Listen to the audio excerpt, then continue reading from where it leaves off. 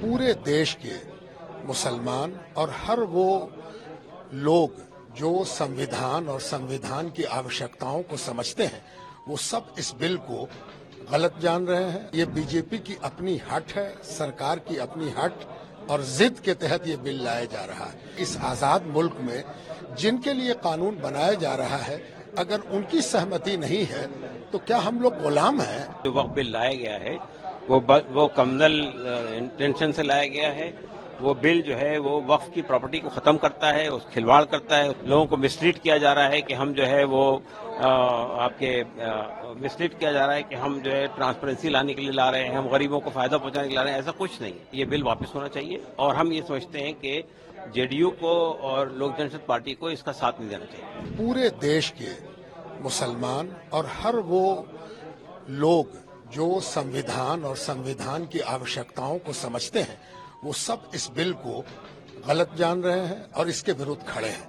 हर community के लोग, हर समाज के लोग। ये कोई ढकी छुपी बात नहीं है। ये बीजेपी की अपनी हट है, सरकार की अपनी हट और जिद के तहत ये बिल लाया जा रहा है। और हम समझते हैं कि इस आजाद मुल्क में जिनके लिए कानून बनाया जा रहा है, अगर उनकी सहमति नहीं है तो क्या हम लोग गुलाम हैं? आजाद मुल्क में जिसके लिए कानून बनाया जाता है, उसको भी उससे सहमत होना जरूरी है। नीतीश जी की बात करें या चंद्रबाबू नायडू की बात करें, इनका स्टैंड काफी इम्पोर्टेंट है। बिल्कुल। क्या चाहते हैं आप नीतीश जी? क्या जहां तक बिहार सरकार का मामला है, अब तक बिहार सरकार की कार्यशैली और जो काम उन्होंने किया है वो वक्फ के हित में किया है। इसलिए हम लोग तो आश्चर्यचकित हैं कि उनके काम और मौजूदा स्टेप के दरमियान विरोधाभास नहीं होना चाहिए। तो हम लोग तो आशा करते हैं कि अब तक वो वक्फ के हित में काम करते रहे हैं, तो इस बिल के सिलसिले में भी वो इसका ध्यान रखेंगे कि वक्फ का नाश ना हो।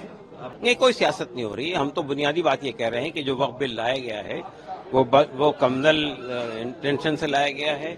वो बिल जो है वो वक्फ की प्रॉपर्टी को खत्म करता है, उस खिलवाड़ करता है, उस पर कब्जे का रास्ता हमवार करता है।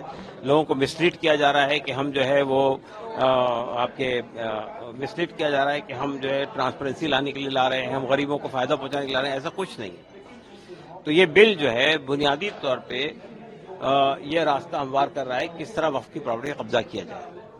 तो हमारा मानना ये है कि ये बिल वापस होना चाहिए और हम ये समझते हैं कि जेडीयू को और लोक जनशक्ति पार्टी को इसका साथ नहीं देना चाहिए। ये डिस्क्रिमिनेटरी बिल है, ये अनकॉन्स्टिट्यूशनल बिल है, ये कम्युनल इंटेंशन से लाया गया बिल है, ये मुसलमानों की जो इबादत गाहें हैं उनको खत्म करने के लिए लाया गया बिल। इस बिल को लेकर नीतीश जी या चंद्रबाबू नायडू का स्टैंड काफी इम्पोर्टेंट है।